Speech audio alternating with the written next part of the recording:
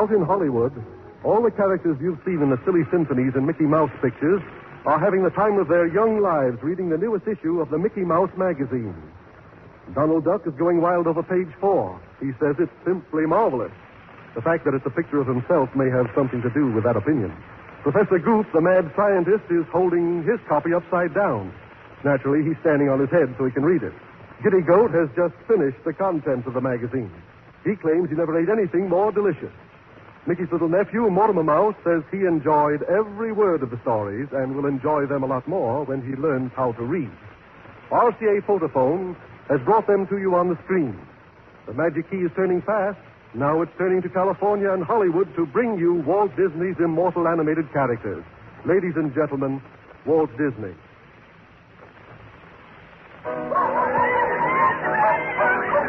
Hold it. We're on the air. Quiet, everybody. Quiet. Hey, quiet. We're on the air. Where'd you say we was, Mickey? Quiet, Goofy. We're on the air. Donald.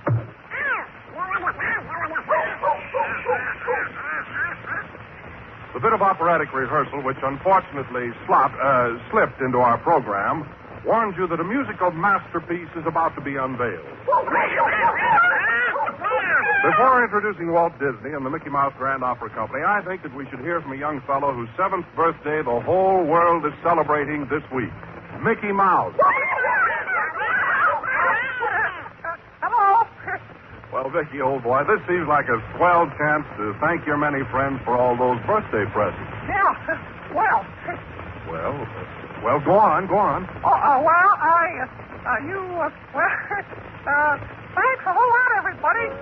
Happy birthday to Mickey. Happy birthday. And here's the young man behind the laugh, behind the fancy and homely truths which have made Walt Disney Pictures world-honored and beloved. Walt Disney. Hello, everybody. For the benefit of nations who don't understand barnyard English, we send our greetings in a universal language, music. The Rigoletto Quartet, just as you will hear it sung in our new picture called Mickey's Grand Opera. Permit me to introduce the singing stars of this operatic triumph. First, that great romantic tenor and what a lover, Don Juan Donald Duck. Donald, stop. Donald. This is no place to sell magazines. No. Our little duck is trying to work his way through kindergarten and sell Mickey's new children's magazine. Donald, cut it out. Listen, Donald. If our friends want a Mickey Mouse magazine, they'll buy it at the newsstand. Not from you. Will I buy one? No, Donald. I get all I want for nothing. Try Goofy. Maybe he'll buy one. Hey, Goofy. Ooh, me? me. Can you read, Goofy? Gosh, I don't know. I never tried. Too bad, Donald. No sale. Well, to continue with our introductions of Mickey's Grand Opera stars, presenting that famous canine basso, Pluto the Pup. Attaboy. And now, that soprano supreme, Madame Clara Cluck.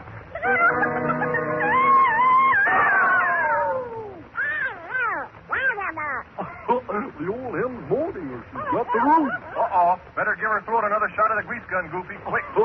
Stick out your neck, Clara. Hey, spray the inside, not the outside. Oh, the inside. Come on, Clara. They are.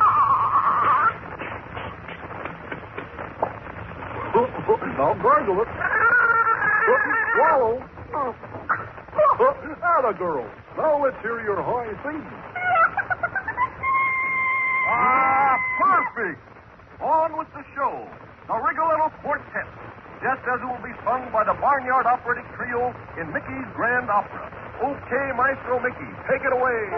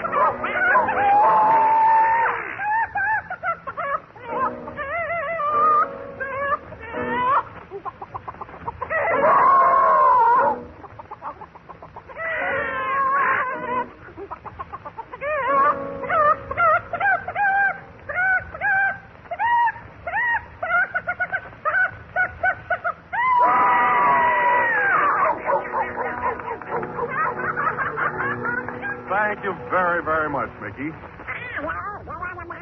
No magazine. No. No.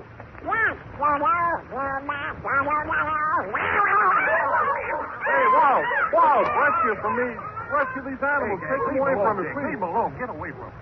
Thank you, Mr. Disney, and we thank all your little friends. We hope to see them soon again on the screen. The magic key of radio is turning. We take you now to San Francisco. 500 years ago, Magellan sailed around the world in 3 years. Less than 50 years ago, a man made the headlines of the world's newspapers by making the trip around the globe in 100 days. You all remember when, a year ago, the record of 8 days was established in an airplane. But now the magic key takes you around the world in less than 2 minutes, with stops at Honolulu, Manila, Tokyo, Geneva, and back to New York. Ready, Hawaii? Here we come. Now, on to Tokyo. Captain JVM calling KWE and KES. This is JVM and JVF calling KWE and KES, Bolinas, California. Hello, Bolinas. Hello, Bolinas. This is Tokyo.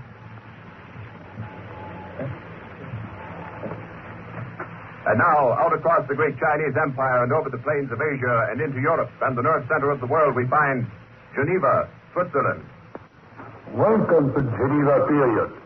We wish you could stay, but it is 9 o'clock, Sunday night here, and our bedtime.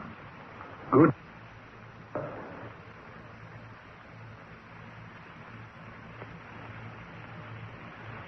Yes, you're right. We're back in New York, in Radio City.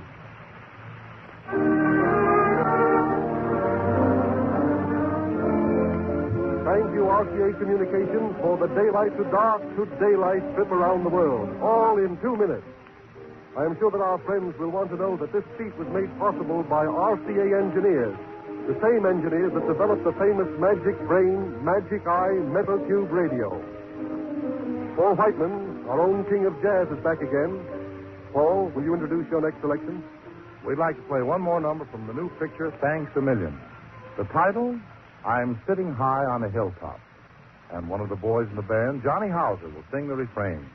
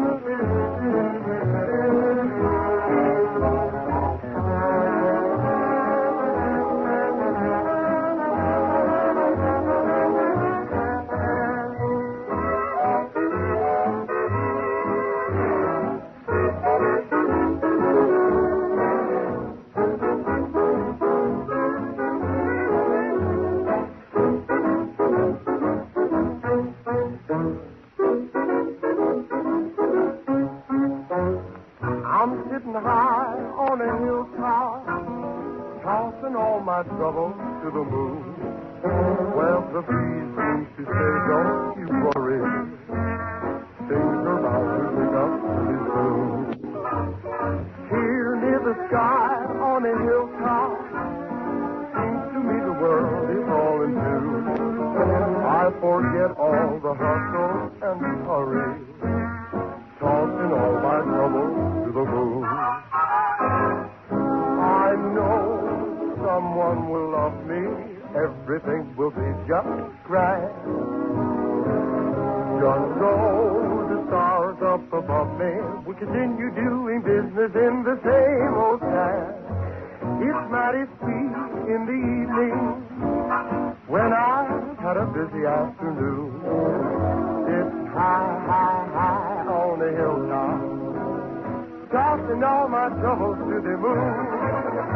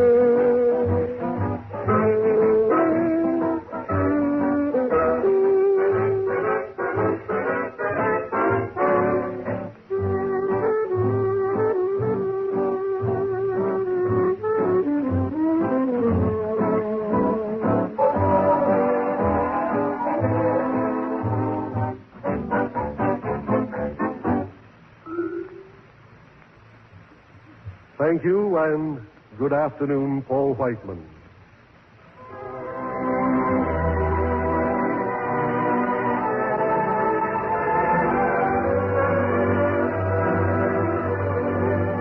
Night after night and year after year, this theme has made you draw your chair a little closer to the radio because it meant that America's most beloved characters were about to come to you. The magic key turns now to Amos and Andy. Here they are. How you do, ladies and gentlemen? How you do, ladies and gentlemen? Well, Mr. Farinoff is on his way to New York, and he's listening to us out in the middle of the ocean. Mr. Farinoff, you find a lot of changes here in New York when you get back. It seems that Mr. Ellsworth has been reading about the different city officials in the various cities throughout the United States. He's been letting the kids come into the city hall and run the city for one day. So Mr. Ellsworth let the page boys here run NBC for one day, and the vice presidents all acted as page boys. And Mr. Ellsworth wanted us to tell you that if you could let him do that for 2 weeks on a stretch, why he thinks he could get NBC back on their feet again.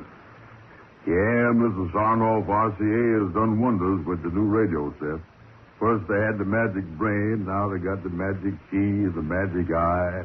They has got Thurston, the magician, at the factory now working. Oh, yeah, you can pull a rabbit out of the radio set you make now anytime. Yeah. You know, ladies and gentlemen, we've been in radio for many years, and when we listen to a program like this today, it's really hard to believe that such things are possible. Well, I know something that I don't think has ever been told about when you started in radio. Tell them about that. Well, I started in radio during the war. I was a wireless operator in the Navy. Yeah, and a C-6 sailor. Yeah, but getting back to the serious side, ladies and gentlemen, as close as we are to radio and as long as we have been in it, there's something about it that almost frightens us. When you stop and think that we can speak here in front of this ribbon microphone and our voices could be heard all around the world. Yeah, when we started in radio, it was down in New Orleans. We was in New Orleans putting on an amateur show. That was in 1920, I believe, wasn't it? Yeah, they didn't have microphones like this. They used to broadcast in a megaphone, had about 2 feet in diameter. Yeah, that's a big word there. You're getting out of character on me. I never will forget, too, right after we finished singing, a lady called up 3-4 blocks away, and she said that she heard us. And we said, no fooling. Yeah, neither one of us believed it. Then we started on radio a couple of years after that just for the fun of it. We used to sing songs together. We didn't have much harmony. Yeah, without harmony and without pay. We was called the Without Boys. Then we decided in 1925 to make radio our work, and instead of doing radio as a sideline, we gave radio all of our time and done nothing else. Yeah, I never will forget the night that we started to do that blackface on the air. Remember that night? Took us from 12 o'clock midnight till 7 o'clock in the morning to write the first episode. Yeah. We sure did get on this with courage, didn't we? I don't think the sponsors of this program would object to us sending a message to the listeners on the air. So what you gonna say? Well, ladies and gentlemen, we have been in radio for many years. We have been with NBC for the Pepsi Company going on 7 years. We are both very grateful for many things. To you listeners who have tolerated us all these years, we are very grateful. We have been fortunate enough to have our help. You have taken our work seriously, has helped us, why we can truthfully say that we have... The reason we don't permit an audience in the studio during our broadcast is because we feel a certain responsibility when we sit down in front of a microphone for our nightly episode. Our responsibility is to you who may be listening on your radio set. And we feel that we want to devote our entire time, attention, and thought to the listeners who are sitting in front of a receiving set in some far-off place. Yeah, our time is up. Yeah, that's right, then. You know, we live by the watch, ladies and gentlemen. Yeah, we eats and sleeps by the watch. Keeps us hopping all the time. Yeah. But we is glad to be able to do it. I wish we had more time to talk to you. We've enjoyed it. And we want to thank RCA for including us on this fine program, and we hope that they'll let us talk to you again some Sunday afternoon. So good afternoon, ladies and gentlemen. Good afternoon, folks. Thank you, Amos, and thank you, Andy. And thanks, National Broadcasting Company, for the nationwide network that brings these two lovable citizens into millions of American homes.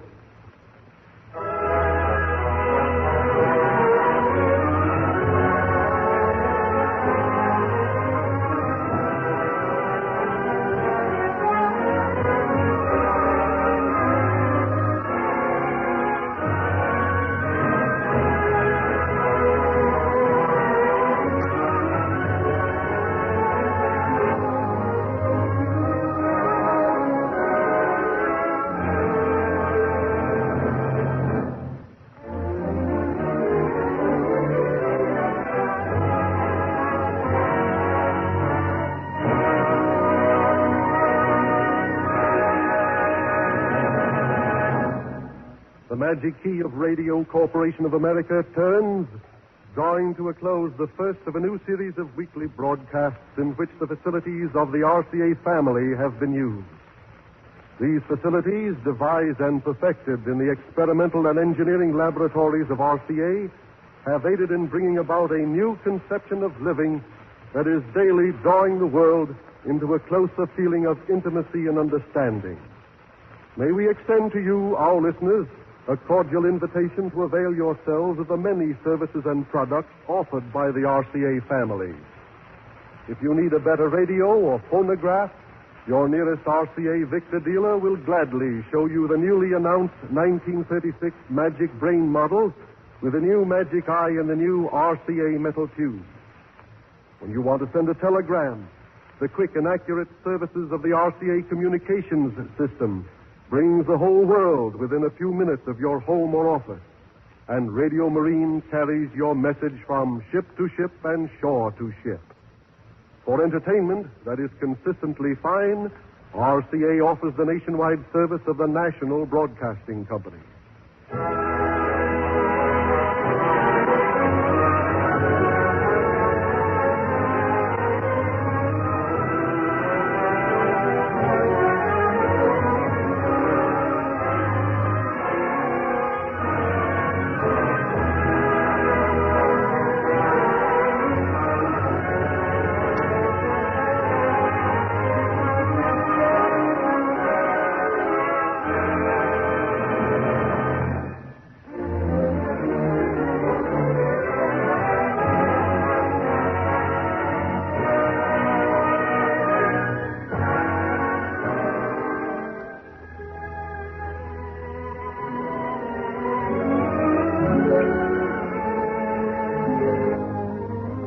RCA has given up this time next week to make way for the broadcast of the World Series. 2 weeks from today, the Magic Key of RCA returns at this same time with another program of stars headed by Rudy Valley and his Connecticut Yankees, the famous soprano Lucerina Giannini, singing from Berlin, John B. Kennedy, Frank Black and his NBC Symphony Orchestra, and others. Paul Whiteman and his orchestra appeared on this program through the courtesy of Kraft Phoenix Cheese Corporation, Amos and Andy through the courtesy of the Pepsodent Company. Milton J. Croft speaking.